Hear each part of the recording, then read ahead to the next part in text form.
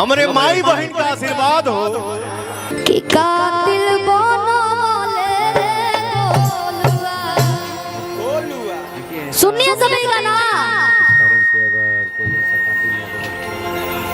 कि कातिल बनवले रे गोलुआ। ई पता नहीं खे कि कब के कर किस्मत बदल जाई, कब का वायरल हो जाई। अब देखी तू को छोट भाई कितना बढ़िया बोले बालो, वो तो अपन वीडियो बेचारा बनावत है लेकिन वायरल हो गया पूरा। मने भोजपुरी जहां तक सुनल जाला हमरा बुझाता कि केहू ना कहि कि हम वीडियो नहीं की देखे ले कि मन करे तोर ले ली जान कातिल बनवले रे गोलुआ।